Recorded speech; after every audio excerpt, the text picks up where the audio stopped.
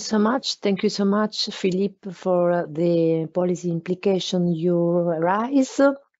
I would ask to the floor if there is some reaction, and I then would invite Miss Caroline Paunov from OECD to take part to the discussion. Mrs. Paunov, can you hear me? Yes, I can hear you well. Okay, can you turn on the camera? Okay. You told us that there is a presentation, so yes. we cannot see you. Give me a second. Okay, thank you so much. Is the connection? Probably there is a slow connection, and waiting for. Yes. Okay, perfect. So can you see my presentation now? Yes, perfectly. Thank you so much. So first of all, thank you very much for the invitation. It's very interesting. Thank you also for sharing and asking me to comment on a 6-page document, which was a much larger, of which there's a much larger one. So that obviously made the task a bit different. But also, I should say, I'm really commenting more on that part than based on what I saw. So I think there were some differences, particularly in the policy parts, which was one of the parts what I was naturally given, like where I work was the parts I was particularly intrigued about. So that's maybe some of those parts, and I'll speak to that. So first of all, I mean, I think the first thing to say is I think it's we always talk about like needing better data for policy, and this clearly is a case where we have where you have created a database that is just valuable, and that is really because it's an impressive amount of information that you can retrieve from it, some of which confirms our what we were already knowing, others, but it's providing much more detail and really kind of linking the different types of information. So I think particularly linking what we know about the geography of innovation to what we know about the companies behind that, that to me is really a valuable part to understand some of the kind of small world phenomenon that innovation really is. So I think it's this, so that's on the one part. There's this really granular information we can get from the patent data, and that we always knew was in there, and then linking it to not just the address name, but to the metropolitan areas. And that's a valuable part. You were referring to the OECD part, and it's true that the functional urban areas, that this is a smaller, there's a smaller effort there, but there's a broader global expansion that might be interesting. But I don't want to talk about like so much of the technical details on the patents here. I want to talk more about some of the policy parts. The part I find most interesting is then looking at this MNC activities and disentangling that part and overlapping both. And I think that's the part where the strength of the database comes in, and where I would find it really interesting to see more analysis, particularly if you're moving into policies. I think the trouble with the geography of innovation and disinformation is there's a lot of historical accident in all of this. There's a lot of correlation. So yes, you have the top firms in the top cities, but what we really want to know if we move this into the policy area is to understand a bit more, well, what are some of the underlying factors behind that? So is it really, what is driving those dynamics? Is it really that you need the cities to have all this share tacit information, and then to have like trusted teams that collaborate? Is that the element that is creating this concentration in cities? And maybe the MNC concentration is then by mixing and concentrating at another level, and creating trusted relations? Or is it other factors? One could be like historical accident. One could be like how the political support behind it. So if you talk about MNCs, there's a lot of lobbying behind. There's a lot of activities that are, yes, they are related to the innovation activity, but they're related in a way that's very different from the fact that, well, you really need this city, or you really need this concentration in a company for innovation to take place. Then there's, when you talk about like things within a company versus outside, you also have the question of, is it about trusting, doing things within or outside of the boundaries of firms, and that is quite a tricky undertaking, because we hardly have many experiments where these things are really, we have a few cases where cities were created artificially, where a few cases where things have been moving. I'm thinking really about like dramatic events. So it's a challenge, but I think it's the one that really needs to be taken out if we want to move and understand a bit better what does it then imply for some of the policy for the policies we want to be taking up.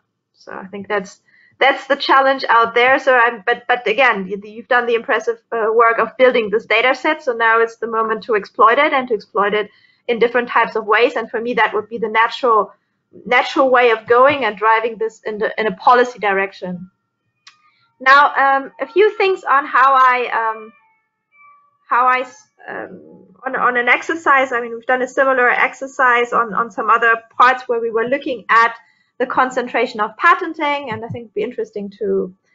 We've also been locating that, and I think something that you refer to very nicely in the presentation is this strong concentration that you also have within countries. So it's not just at a global level, but also within countries where you very often have one or two centers where things are happening. Although there are some very important exceptions, and one of the reasons why Europe is quite different is that you have places such as Germany that have set up their innovation systems in a different way. So they have much more attention to region than in other cases. So suggesting that maybe these dynamics can be quite different. Now, thinking about where we are going with all of this and how things might be evolving, which I think is an interesting one. Will these dynamics that we've seen for ages, that have always been the case, this highly unequal way of innovation, will these change with time, or will they even be further strengthened? And there's one part here that we look at in our study, which was to do with the digitalization part, and these winner-take-all dynamics you get in a context where you have very strong benefits from providing the best service that you can then supply everywhere. Because a lot about the geography and location is also about how local is your innovation? How local does it have to be? And can you provide it really globally? And one thing that you have for all the digital offers, of course, is that with supply not being necessary. So once you have done the invention, you move to the innovation stage, you can supply the global market. You don't need to be based if you were to produce a new car where you would have to ship it to your market. You can have it all from one central location and then distribute globally. And so there's a question here about whether winner-take-all dynamics will be strengthened even further, which then relates to the question of, well, what do we do about this inequality in concentration, and how do we get other regions to be involved? Because if there's a dynamic where you get more concentration, then that is, of course, much more challenging. And when you look at and divide this by technology applications, the level of concentration, here we did top 10% of cities, and we used the 4 classification. You see that in communications and technology, concentration is even harder than in some of these other sectors. So if you were just to take it on that part, you would not see a different dynamic. Then one other issue is that we is quite interesting at this point is the current prolonged situation of the COVID-19 crisis, and whether that will have any impacts. And there are 2 reasons why you might say it has some impacts or not. One is this massive experimentation with working from home.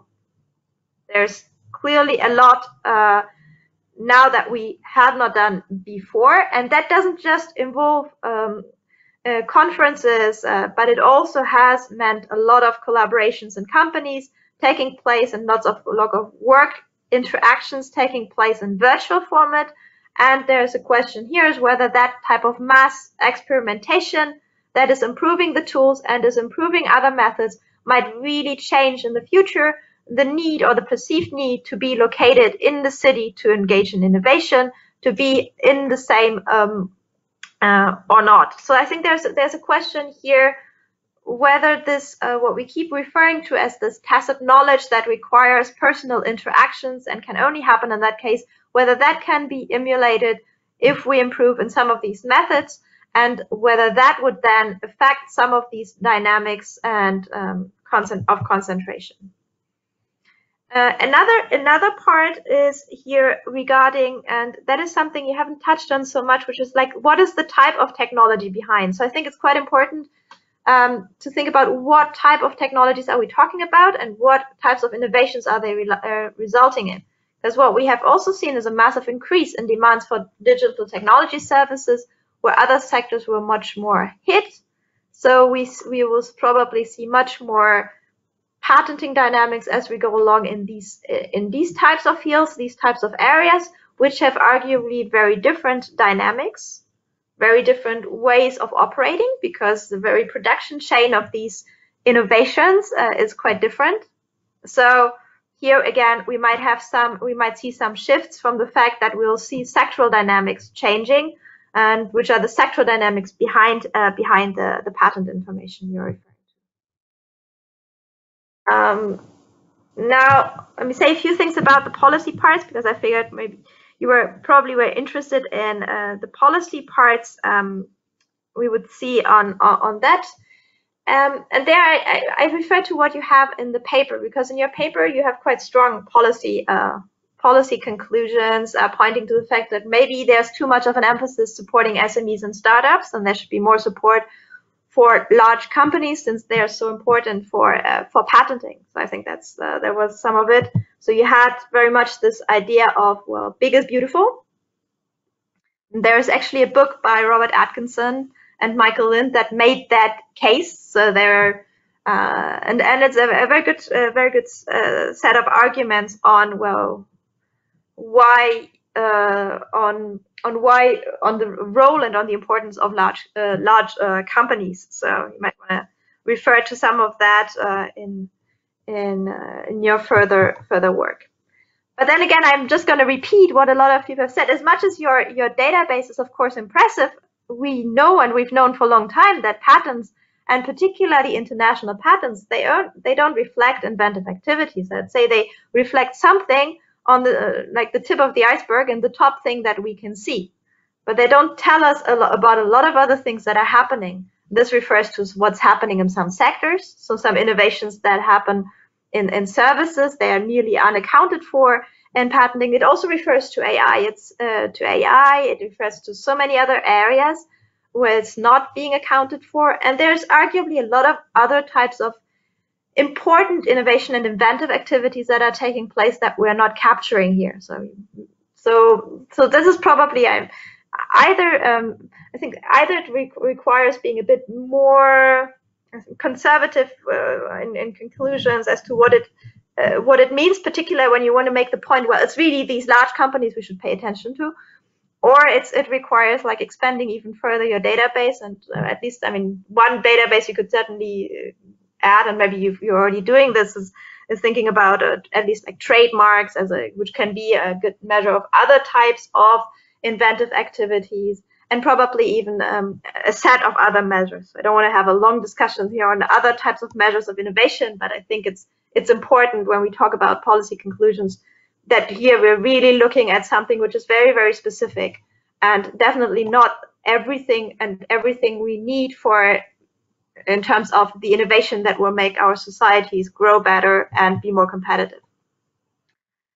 The second issue when interpreting some of this is that STI systems, they're in themselves probably play a complex role here in generating that innovation. So even if it's the large company that is responsible for some of it, there's a lot that startups are doing, and often there's we've seen with when you talk about the digital economy, there's a lot of acquisitions that are taking place by big companies of some of those startups, and there's a long literature on how the on the dynamics of small companies when it comes to innovation, some of which we will probably not see in the patent data because there's been some acquisitions going on, or there's even just by the proximity to some small companies, large firms are being inspired. So there's some dynamics that we don't understand well about between small companies and large companies and how they work together, but it certainly is not the case that they're completely distinct. There's a lot of points of interaction,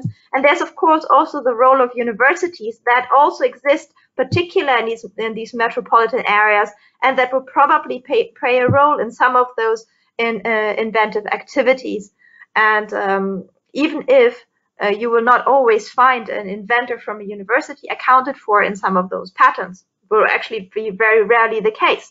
But yet there will be an input here that will also require probably different conclusion than saying, well, we want to focus so much support on the large companies.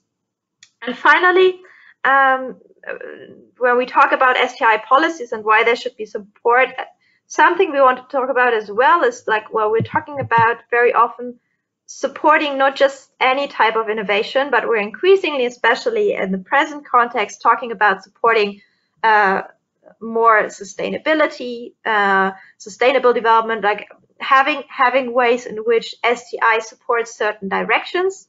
So it might be something interesting to look at in your with your data to see to what extent, and look at the patents that are related to sustainability and do some analysis there, and how are the dynamics in that context.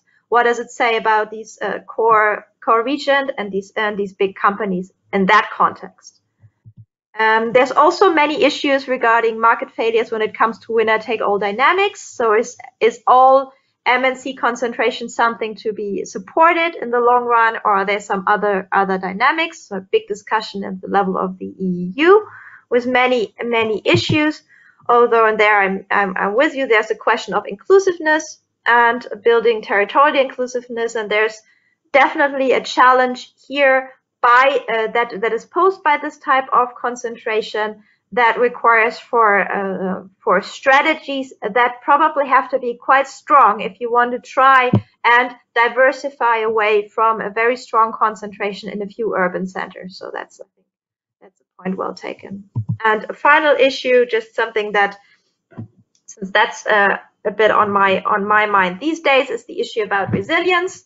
So there's a lot of a big question I'm asking myself, being well, now emerging from a lockdown period here in Paris, is, well, what about resilience and the role of STI in building and supporting that resilience?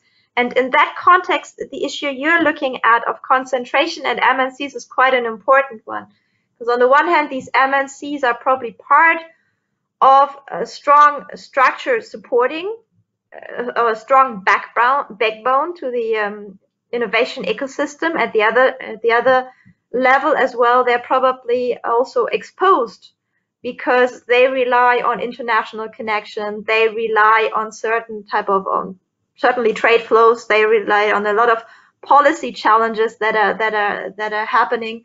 And so the question of how MNCs and the concentration in innovation does or does not support resilience is quite an interesting one, and you might and one that might be another question to be looked at. So I think I close it there. I don't. I think I'll close it there. Yes. It's been somewhat odd because I was basically talking to my own presentation, so I hope I didn't kind of end up being speeding up or being too quick, and that this was being useful. I'll just be saying that I think it was it's a very interesting database. So I think there's many things for me.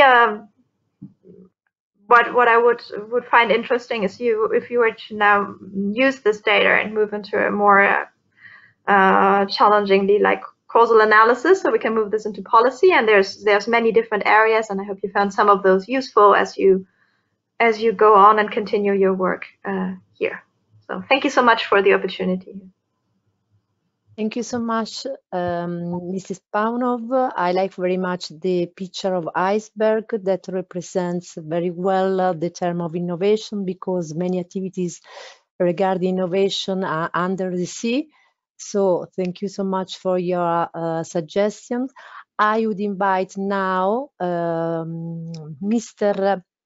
Pietro Moncada-Paternò-Castello, GRC, European Commission, to add his valuable contribution to the debate, and we will leave the question at the end of the debate. Welcome. Thank you very much. I hope, I hope you can see me. Yes, perfectly. Thank you. Thank you very much, and I'll be asked to have some raise some points on the policy implications that has been proposed in the briefs, and so I'll do that in a second. First, I would like to thank the organizers and also the team who has worked on this project, because I found very interesting and promising information, very rich actually, and a good basis for a lot of work in the future. So congratulations, and I also like and thanks Caroline for having indicated the joint work of our team of the European Commission with the OECD on corporate R&D, innovation, investors, and patents. Okay, having said that, I'll try to focus on the three main author suggestions on policies. And the first is they argue that maybe the policies in Europe have oversees the role of large firms in favor of small and medium innovators and startups. And of course,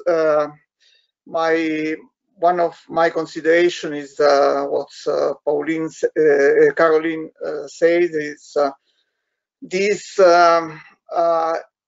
key, and then I'll explain why key inventors, the small and startups, have many means to innovate and to protect their intellectual property. So these with other larger company may be hidden in the picture, and even if these small and startup innovative companies use technology, and probably they are more involved in business model that imply technologies like I don't know, Uber or the iPhones, and so that is one important point. The other is that these smaller companies are key startups for the new structural dynamics of the European industry, and these are crucial points, and is anchored to the Schumpeterian Mark I model, because we have seen that the last 20 years all new sectors are all high techs, and all has been created mostly by such smaller innovators.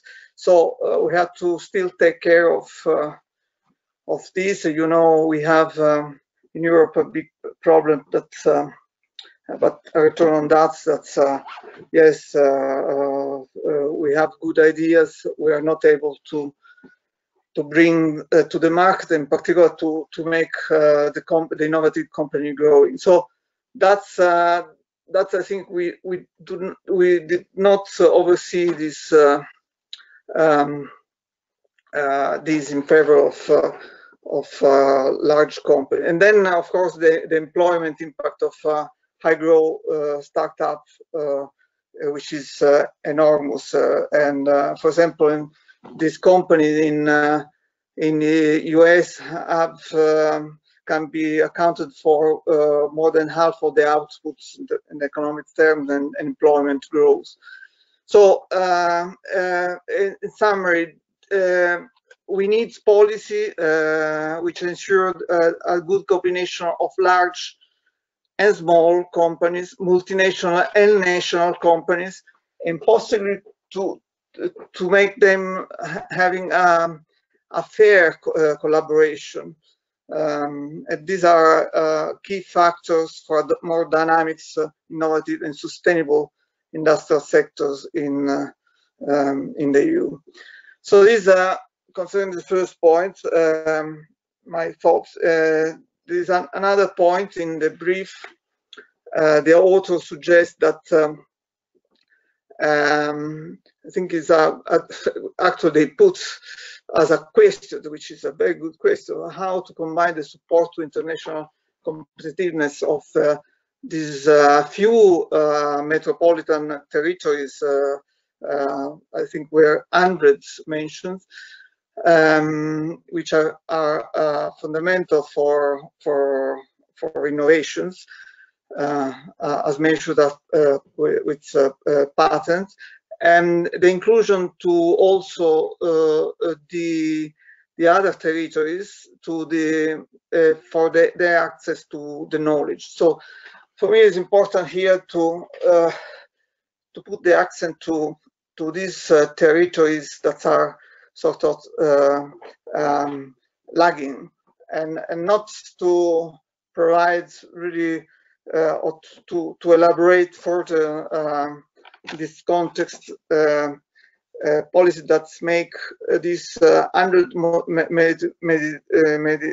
metropolitan areas even more international. Now here there are three elements, and on my comment, one is knowledge, the access to knowledge. The second is access to entrepreneurship capacity, or to develop, improve the entrepreneurship capacity, and the third is to specialize. Now, one point on knowledge is that all these metropolitan areas are beneficial, that you mentioned are beneficial for goods, innovative startup, and general ecosystem. And this is why, because also not all the only factor, but are clustered around world-class universities. So the source of knowledge. This is not the only reason, and this is why multinational. This since many years our survey to large corporations indicated to us that multinational are moving their R&D operations, especially where they found talent for R&D, so personnel, specialized personnel, advanced knowledge, and of course markets. So this is one important point, and knowledge and talent, and there is one phenomenon that is happening those days, which is the hiring, which is in practice all the large corporations are more interested in the talent of the startups than in their innovative products. And this is why in the very recent years, the large company are acquiring young company, innovative company earlier compared to the last 10 or 20 years. And this is an important point, because this kind of concentration that result from this phenomenon come out with a higher technology and economic power to fewer companies, which is a relevant point for policy. And then for the point of specialization, so smart specialization, I think this forum knows very well. I shouldn't go for explaining it, but is sort of exploitation of the best capacities in a given territories and linked, not standalone development, but linked to other territories and other source of knowledge to make the best from their own resources. So one point is on lagging regions and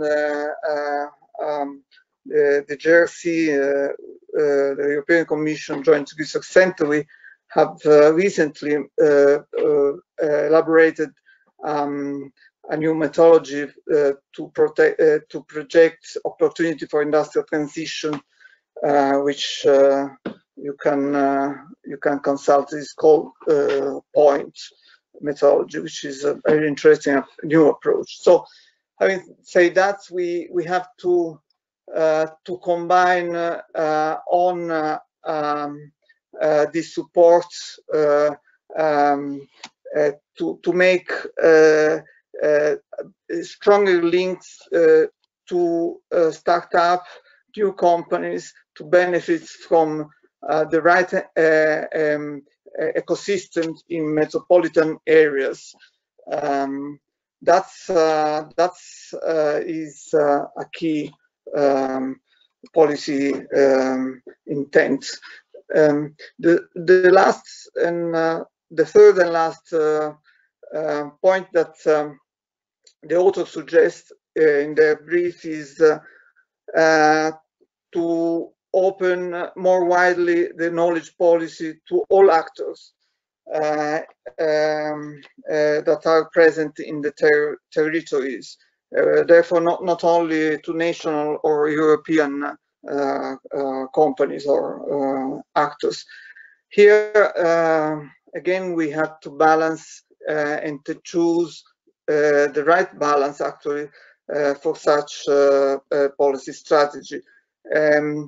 The presentation of your report has put very clear that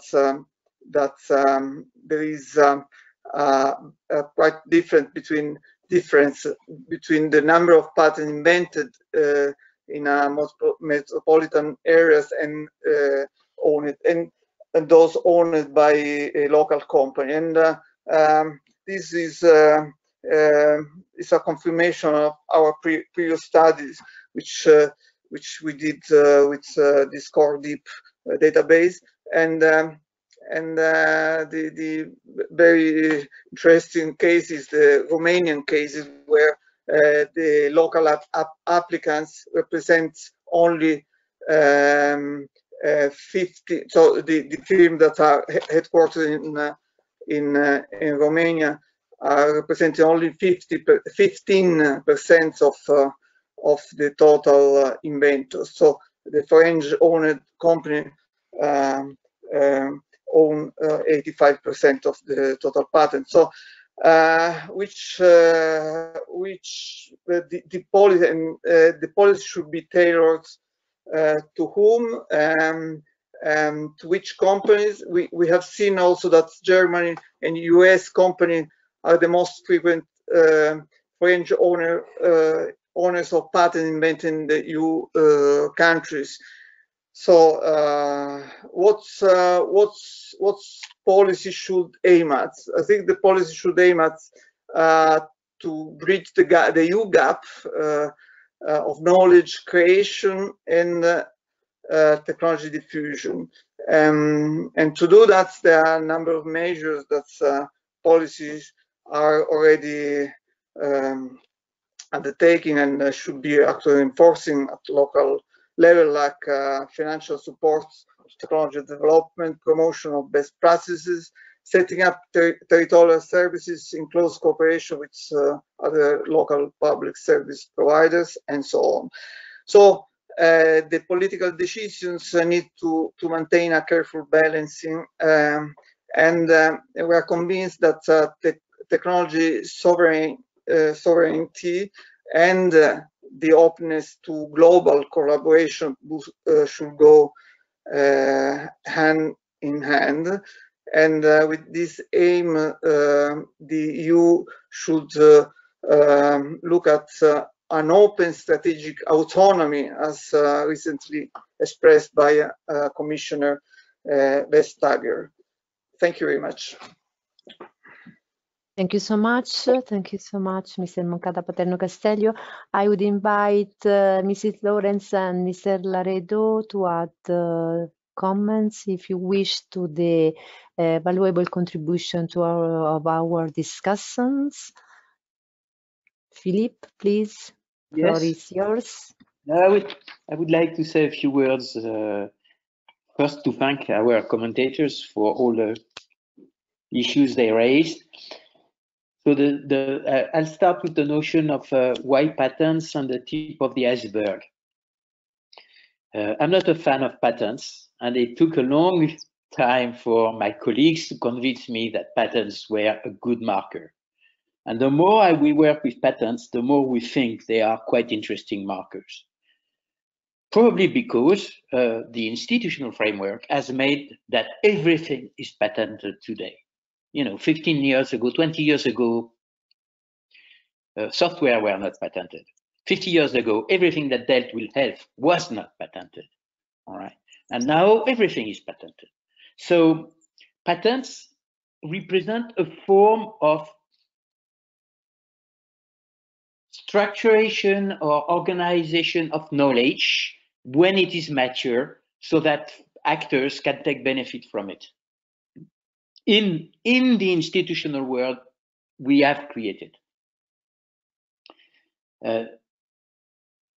Caroline, I never know whether I should say Caroline or Caroline, okay, said we should enlarge to trademarks. This is exactly what we are doing for the time being, and our ambition is to provide our colleagues with a set of indicators, and trademarks will be besides and with patents, to see whether it adds new things. But still, I do anticipate that patents are a quite interesting market.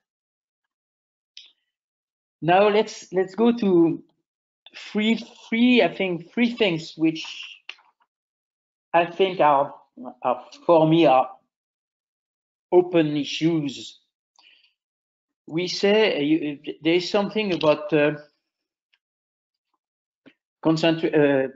a first direction about concentration. For me, concentration can be read differently. You could consider concentration because a few firms do represent a large share. You could consider concentration because a few MA represent a large share. But what struck me very much is that is one of the figures that is at the beginning of the presentation, is that out of the 55% of MAs where there are patents, international patents taken, more than 95% of them do incorporate multinational firms. And in all of these places, multinational firms play a central role. So whatever your metropolitan area, whether it's highly or poorly patenting, most of them do incorporate multinational firms. And in most of them, I've started to make the calculations. We have started to make the calculations now. In most of them, these multinational firms play a central role. So if you discuss innovation systems, you cannot discuss an innovation system where all firms are equal, where they are indifferent, where firms as a group, like there's public research. There's no such thing. There are key actors and non-key actors. So university is a key actor, a large firm is a key actor. And it will be the case in most of, In the 90% of metropolitan areas, that situation will be present.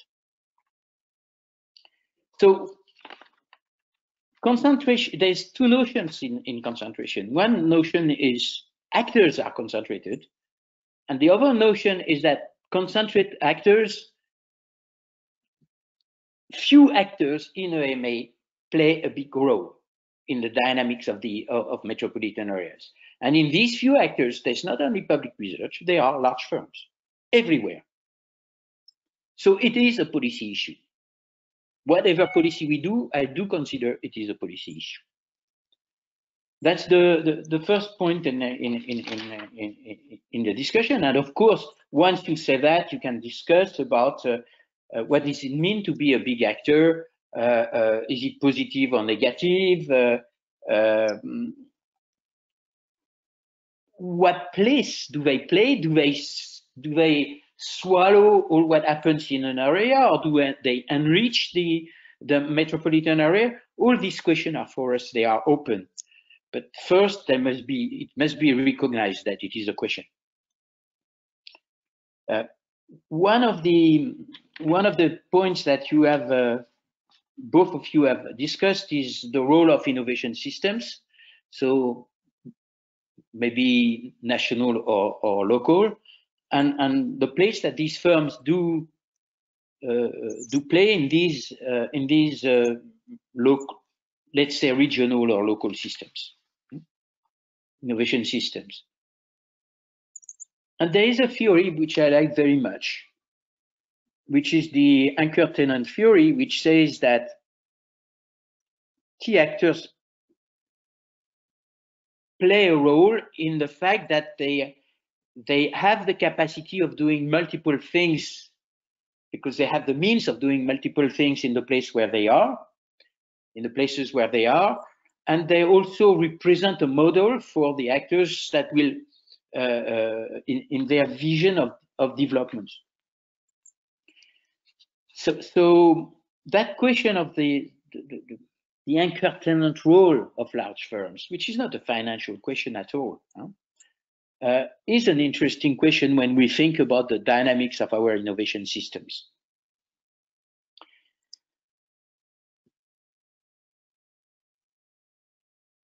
And it is interesting to think about which type of large firms do play a role, because you've spent, Pietro discussed about what they studied in Romania, but in London, which is one of the largest places, or in Singapore, national firms represent less than 20% of the international patents taken. So it's not a question only of small areas that are supposed to be less dynamic than others, or less developed than others. It's a question of large actors in places that may be very different. And there has been a debate about between 10 and 15 years ago, which was pushed forward by people in INSEAD, about the fact that firms were not multinational, they were multi-local. So they would become citizens in a way, or they would become key actors in the different place where they are. And when they are key actors, they can become citizens and then participate to what Caroline said, what role they can play in terms of sustainability or in terms of resilience, or they can be bad actors and move away when they are not pleased with what happens. So that question of the anchor tenant role for us is a real central question, and it would be interesting to find ways of characterizing how large firms act in the places where they are located, or where they develop knowledge, which is not exactly the same thing. So that would be a real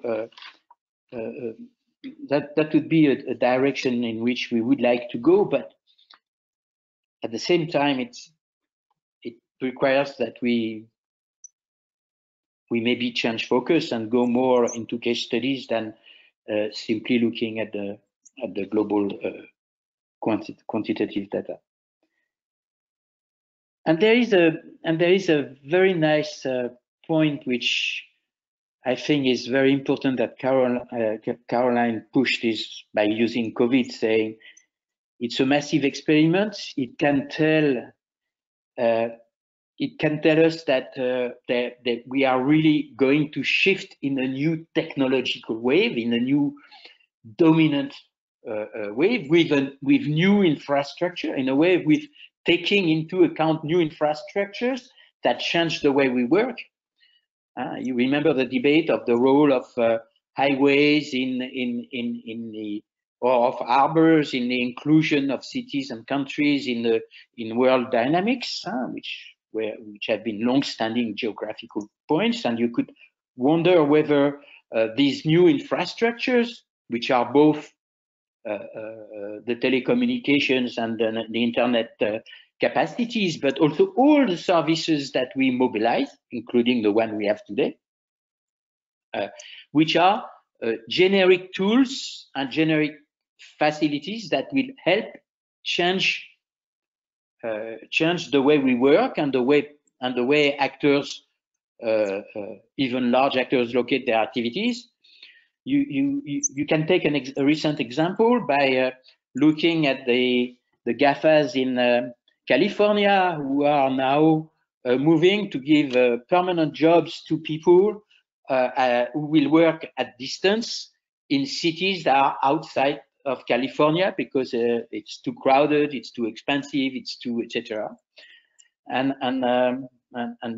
So it's a new movement whereby firms might locate development activity, might delocalize their development activities, keeping only their core in certain big central areas. So there could be a deconcentration movement of R&D activities over the coming years, which might be a very interesting phenomenon to look at.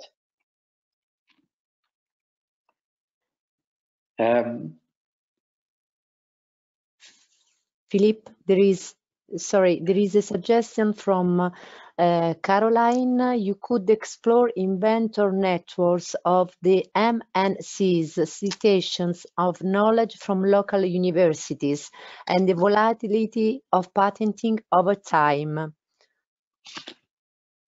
Yeah, sorry, that was just my reaction to the fact that you were saying that you would be obliged to do a case study. I think it could be interesting to see what they are doing and how much is the knowledge they source local. Since you know where they are and you could connect them, you could do more, but maybe you could select a few. I mean, you could just take.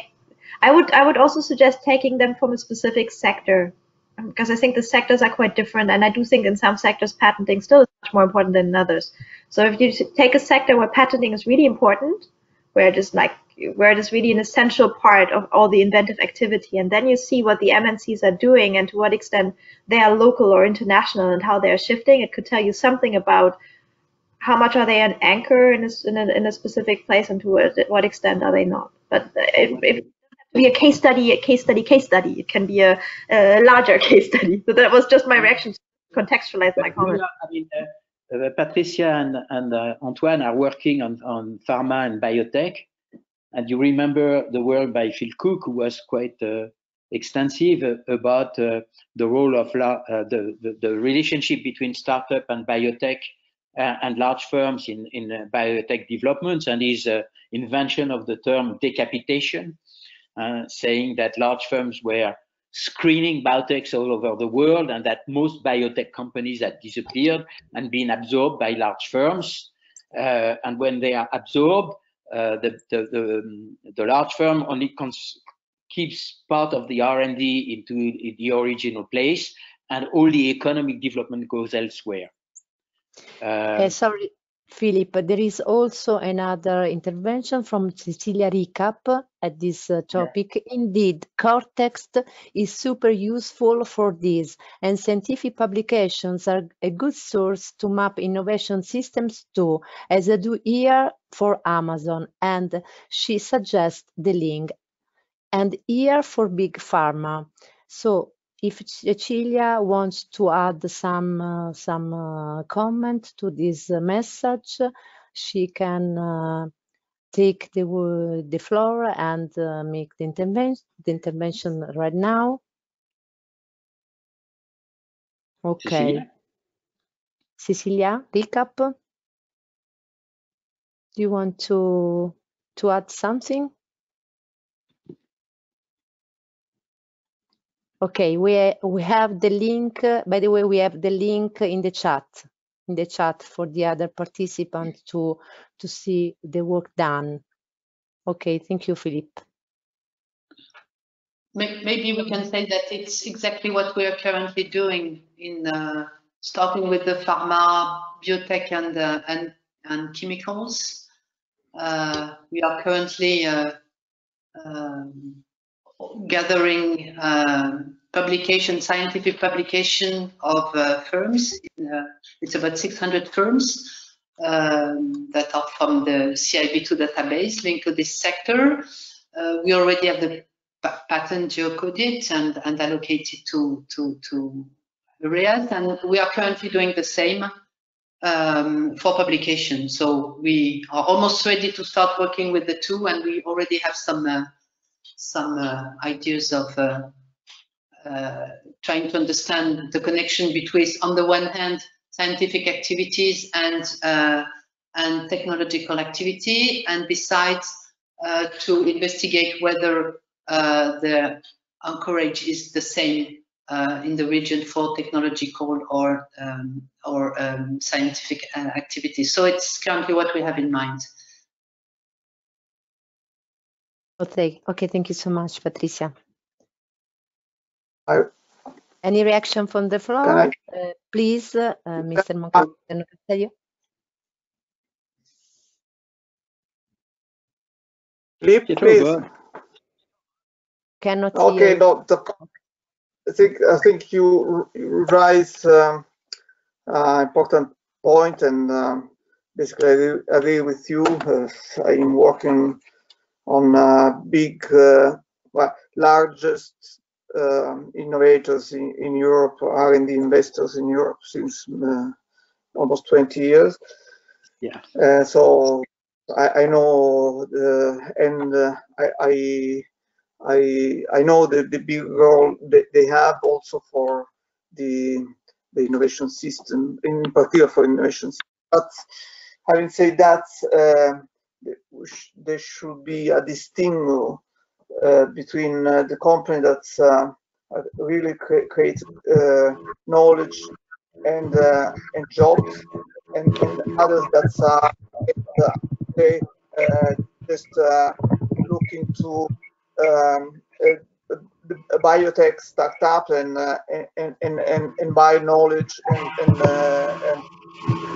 innovation, or talent and innovation. So that's why I think what has been said, particular into the sectors where these companies are operating in these metropolitan areas is fundamental. And already I can see in Germany, for example, the picture, the figure are all around the automobile and parts sectors, because these are new old sectors, one of the sectors in Europe, and all the inventions are related to that. Now there is of course an history there, but there are other things like the link they have with academia, how this innovates and how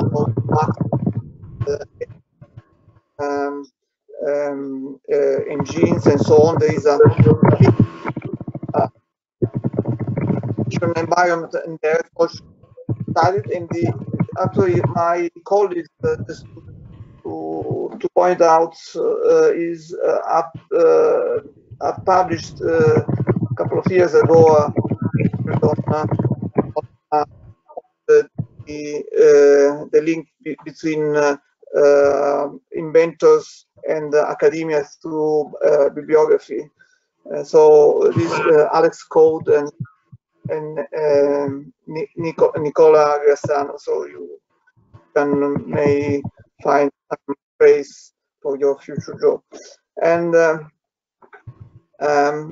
now the only thing I should add is from study to a big policy conclusion, or strong policy conclusion is the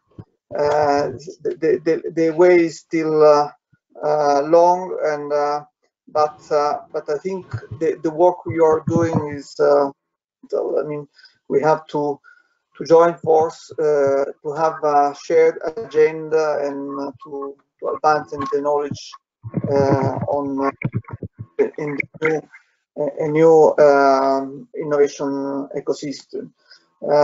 Having said that, I work on trademarks and patents with scoreboard companies, R&D scoreboard companies with the OECD, and that was the first report. There is another on artificial intelligence 1 year and a half ago, and next reports that's hopefully will be issued at the end of next year will be on thematic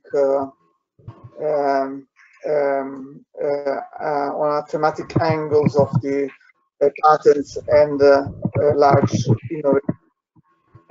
Thank you very much. I have another conference. I thank you very much. I have to close. Sorry, I can't follow up, but congratulations to the organizers and to Philippe, and I hope to be in contact with you in the future. I'll provide a number of links and even my speaking notes to organizers afterward. Okay, thank you so much, Mr. Moncada-Paternò-Castello. Thank you so much for your time and for your availability. Wishing you a nice and pleasant evening. Bye-bye. Bye. Bye-bye. So, we are at the end. I invite the participants, the floor, to add some reaction to these last points. In the meanwhile, I would like to remind our next upcoming RISIS activities on the 9th of December, the RISIS research seminar on alternative data sources for bibliometric analysis by Leiden universities. On January, the RISIS week, and on February, the RISIS Data Science School. So we have many other activities in a coming month. If you want to subscribe our newsletter, you can go on our RISIS website. And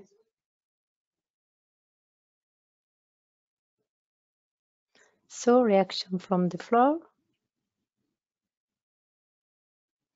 Okay, thank you so much for our the participants, all the participants, in particular AFL team, for having participated to this 6th Policymakers session. Thank you to all. Thank you. Bye. Thank you.